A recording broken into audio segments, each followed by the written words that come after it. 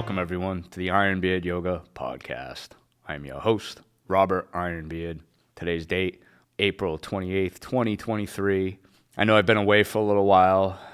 I took a little vacation to Florida for a week, which pretty much set everything behind, 5 weeks for some reason. But yeah, all in good. It was, I went and seen friends and family. I haven't been down there in 3 years. My last vacation was before I opened Ironbeard, so it was much, much needed. But it ended up turning into a full-blown yoga excursion at some point, and you're down there, it's beautiful. And I was like, well, we got to take the opportunity to film some flows, so that's exactly what we did. We ended up getting, I think, 4 flows in total. Mission accomplished, I think. It turned out great. It was, like I said, much needed. We visited Siesta Key, and oh man, that beach is so dope. They say it has healing properties, and I'll tell you, that sand is like powder. It's so cool. If you ever get out there, go check it out. So yeah, I've been wanting to get more podcasting out there, and it just seems that so many different little things have been getting in the way. So I was like, well, we're way overdue, so I had to get this one out there. I wanted to just go over a few things, news and updates. So here we go. I recently spoke to who's going to be our first guest, and I'm wicked excited to have him on. He's energetic and enthusiastic. Whenever we get together, we can't usually shut up. So I think it's going to be a good matchup. Hopefully we can catch some of that magic on air. We'll see. If everything goes to schedule, I think we'll be filming that in the coming few weeks. So be on the lookout for that. As far as classes go, so we've been really kicking butt over here. Had a lot of uptick. It's been great. We've been selling out a lot of classes. So the best way, if you want to take a class still, you can just reach out to me, text or call us direct. My number's all over the place. With that said, we actually have more classes opening up starting on the 20th of May. I'm going to be opening up 10:30 a.m. on Sunday and a 5 p.m. on Monday. Also, I'm wicked excited to announce that we have a new teacher joining us, our family, our ranks, Master Yogi Ren. She's going to be taking over Saturday mornings, 9 a.m., and Monday, 6 a.m. Ooh, Dawn Patrol. Super awesome. Maybe I'll be up for that. I don't know. I'm going to try, though. But yeah, that's going to make 10 classes in total that we'll be having available for everybody. First time we've done that. The most I've done was 8, and I'm back doing 8, and now we have her doing 2, so that's cool. I'm excited for that. Moving forward, renovations. I've been talking about that a little bit. We're going to be putting in a nice new floor coming in a couple months. I'm actually just starting to pick it out now. And yeah, I can't wait for that. That's something I wanted to do since I took the place over, but it wasn't something, I was in a rush to do because, well, it's wicked expensive and, yeah, make sure you're sticking around, right? But we're embedded here, so I think it's time. Once that's done rocking and rolling, we're going to, set up for the next phase, and I'll keep you posted what that is as soon as it comes up, as soon as we're there. Switching gears. Okay, so I wanted to make this podcast a little bit about a specific topic, and the topic being magic. Magic has always fascinated me ever since I was a kid. If you ask each person what magic is, they have a different answer for you. I ended up reading The 4 Agreements, and this book was very epic, to say the least. It's a masterpiece. That's all I have to say. You have to read the book. In fact, here it is. In The 4 Agreements, Don Miguel Ruiz reveals the source of self-limiting beliefs that rob us of joy and create needless suffering. Based on ancient Toltec wisdom, the 4 Agreements offer a powerful code of conduct that can rapidly transform our lives to a new experience of freedom, true happiness, and love.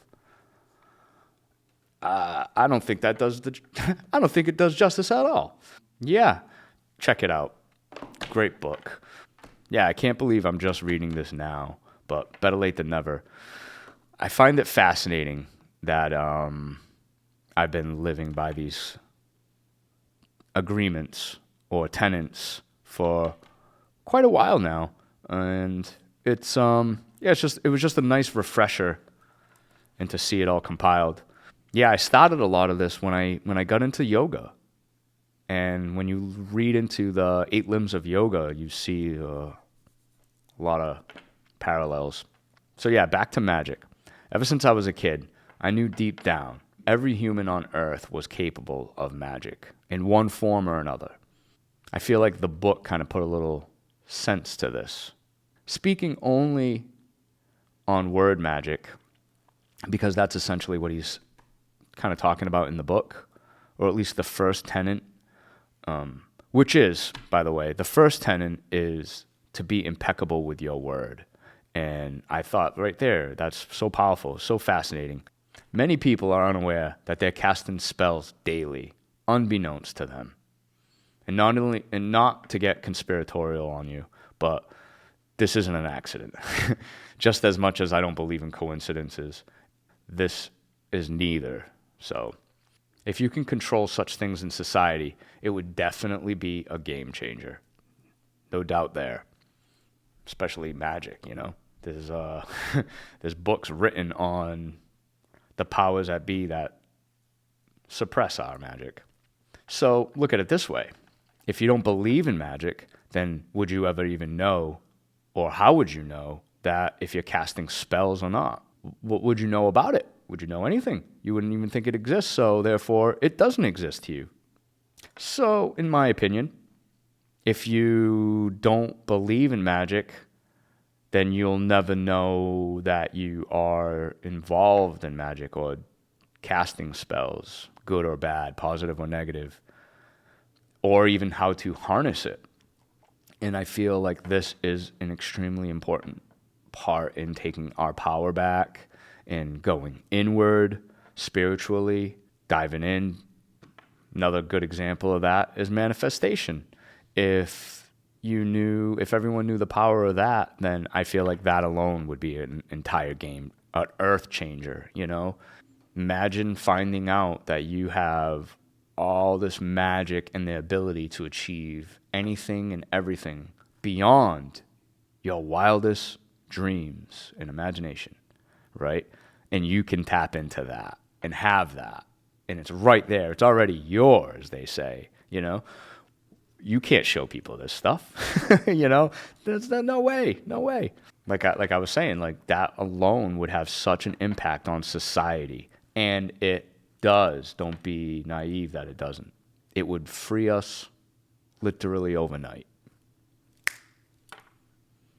They don't want a bunch of thinkers and scholars and Renaissance folk. But once again, I digress. Not going to go there. Yeah, a lot of people, they believe in heaven, miracles, ghosts, spirits, religion, monsters, boogeymen. Yeah, sure, whatever. But like not in magic? Like, why not? It's not. Is it because like we think it's the Hollywood fire in the hand sort of thing and that's magic? I mean, that is magic, but ultimately, like, don't limit yourself into thinking that that is the only form of magic. There's magic all around us. Just look up at the stars, look up at the moon and the sun, and you'll see it right there. Things are so beautiful. In the book, he discusses that specifically, word magic, word casting. At least that's what I call it. So you're either casting black magic or white magic, in the sense. Black magic being casting fear, doubt, putting people down, saying hurtful things. This is all black magic. And it's poison too. And he discusses that in the book, how it can poison us for life, you know, if you can imagine, right? And then on the other hand, you have the white mages who, you know, people who are, say, loving and caring things. They embolden you, you know. Do they take your power or do they give you power? It's a big difference, huge difference. Energetically, you'll know right away. What type of word caster do you want to be, or are you? Stop paying attention. Ever see And in fact, it's a meme online that it's the boss yelling at the employee, and then the employee goes home and yells at his spouse, and then the parent yells at the child, and it just keeps repeating. And then I think the kid's yelling at the pet or something. So insane, like, but it's so powerful. But yeah, or his teddy bear or something. But it just shows the cycle continuing. So yeah, it's that meme itself is very powerful and very true. There's so much to say on that. It's a vicious cycle. I only bring it up because it can be very forever lasting. You can say the wrong thing to the wrong person. He describes it a lot in the book. You know, you can say the one wrong thing to the wrong person, and that's it. They quit their dreams, you know? And some have talked about this as like, well, you know, sometimes it drives people or it encourages people. And I assure you that most people don't have the ability to alchemize such negativity. So with that said, it will crush them. Not everybody.